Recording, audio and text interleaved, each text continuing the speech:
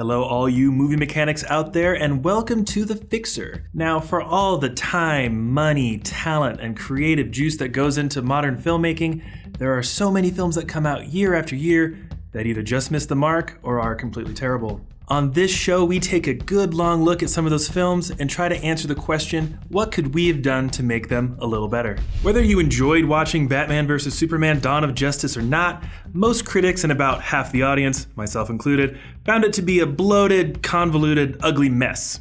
And that's putting it politely. And even if you really liked Zack Snyder's super realistic take on these characters, I think you'd agree it is far from perfect. For one of the most anticipated films to come out in recent memory, featuring two of the most famous superheroes of all time, at the height of the superhero film craze, it disappointed a lot of people. And while it isn't completely without merit, let's open up the hood and get to fixing.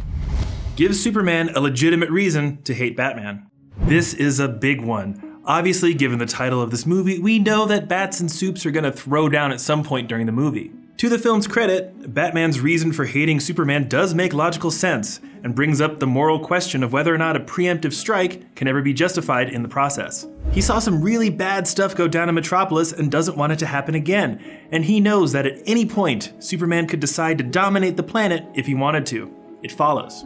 But if we look at the other half of this equation, Superman's reason for hating Batman is pretty weak. Henry Cavill talked about the reason his character and Batman don't see eye to eye in an interview prior to the film's release. He doesn't agree with his form of justice. For this farm boy who tries to do things the right way, justice at any cost is not something he can come to terms with. This conflict doesn't really come through in the movie. Clark sees a newspaper headline at the Daily Planet about Batman beating up some criminals, very violently at least, and suddenly Batman's a dick. This is just lazy writing. With a couple minor changes, this conflict could have been so much stronger. Traditionally, Superman is a more positive, hopeful character in contrast with Batman. We need that in this movie. As it stands, they're both just trying to outglower each other. If we want them to be in conflict with each other, they need to contrast with each other. Superman should have started out the film in a much better place. I mean, despite the damage he did to the city of Metropolis, they built a statue in his honor. People like him. And then, as the movie progresses, he can slowly become more jaded as we move toward the climax. Put that really sad, weird, rescuing people montage at the beginning of the movie, but make it happy. Show Superman actually enjoys helping people like he should. Then have that sequence where Batman messes up those dudes to see their contrasting styles. Have that terrorist incident in the desert happen a bit later. Superman should be angry that he had to interfere to save Lois, mad at himself that he let his personal feelings affect his better judgment. This event is what brings out the more negative views from the general public towards him as the Senate gets involved. Meanwhile, he's seeing all these stories in the Daily Planet about Batman bringing justice to the streets. He could complain to Perry White that they're not really taking into account that Batman is a criminal. They're spinning these stories about him because the readers love him and he sells papers. He could think, this guy's out there dealing violent vigilante justice and people love him for it, but I try to save people and people hate me now? He begins to think the general public accepts Batman because he is a man, not an alien, and the world will never see him that way. So now, for their first in-costume face-to-face confrontation, he has a more legit reason to hate Batman. Tell us where we are with the camera.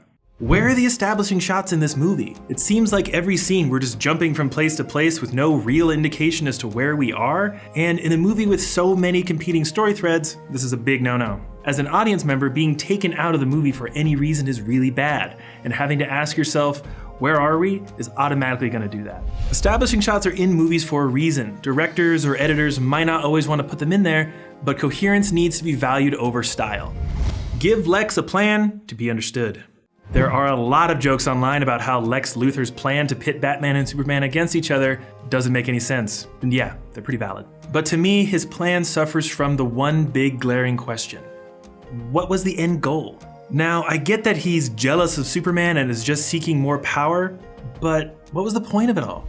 Did he want Batman to straight up kill him? Did he really think Batman could kill him? If he wanted Batman to kill him, wouldn't he have made it easier for him to get the kryptonite? Did he want Superman to kill Batman to tarnish his reputation? But wasn't he already doing that with the terrorist thing at the start of the movie? Where does the whole Doomsday thing factor in? If he just wanted to defame Superman, he shouldn't want to unleash this giant kill monster on the population. But did he want to frame Superman for that too? Why is Batman involved in any of this? Does he hate Batman too? Okay, yeah, his plan doesn't make much sense, but I could forgive it if I actually knew what he wanted.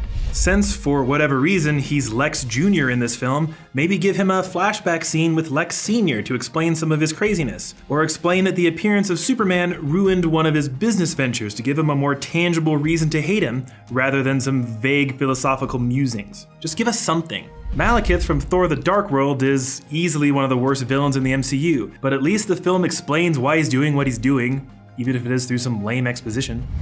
If you're gonna put Wonder Woman in your movie, give her more to do.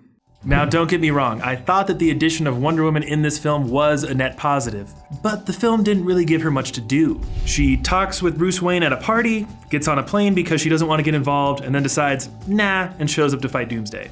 Have her more embroiled in Lex's plan, since it is established that he had been spying on her. Maybe have her meet Lois Lane while she's investigating the shady stuff he's been doing. Give her a compelling reason to stay and fight. Had the Wonder Woman standalone film come out prior to this, which in my opinion it really should have, it probably would have made more sense. And her involvement at the end of the story kinda messes with her characterization in the Justice League film. It just doesn't really make any sense.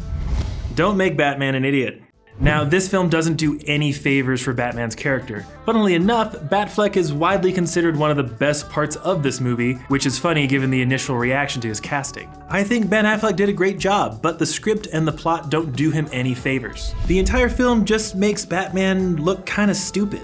The climactic fight sequence between the titular characters begins when Superman says, "Bruce, I was wrong, you need to listen to me." This line indicates that at some point during the movie, Superman figured out that Bruce Wayne is Batman. Now, unless this is just some shocking oversight from the script supervisors, if Superman can figure out that Bruce Wayne is Batman, how come the world's greatest detective can't figure out Superman is Clark Kent? It's not like he doesn't show his face everywhere. I find it super hard to believe that Batman wouldn't desperately be trying to figure out who Superman actually is, because he could use that knowledge to his advantage in trying to destroy him, just like Lex does by kidnapping Martha Kent. Lex knows that Clark Kent is Superman, Superman knows that Bruce Wayne is Batman, and Lex knows that Bruce Wayne is Batman too. He is in the dark on everything in this movie, and the fact that Superman has a human adoptive mother named Martha shouldn't have been a surprise to someone who is as smart as Bruce Wayne is normally portrayed. The whole thing just makes Batman seem really dumb. Maybe if he spent more time investigating and less time doing CrossFit workouts in the Batcave, he might have figured it out. Either give Batman more information or take some information away from everyone else. Conclusion. And that just gets down to the central problem of this film. It misses who these characters are to their core. Superman is the quintessential hero. He loves saving people. He does the right thing even when it's difficult, and he usually is not one to go kill terrorists overseas. Batman is smart, cerebral, and measured, and he also doesn't kill people all over the place. Now, I'm not one for slavish devotion to the source material. I want directors to have some creative freedom, but audiences expect certain things out of these iconic characters. Dawn of Justice was never going to be an easy movie to make, and it was never going to be perfect, but I think with these simple changes, it could have been a lot better. One might say, fixed. So falls the house of Wayne.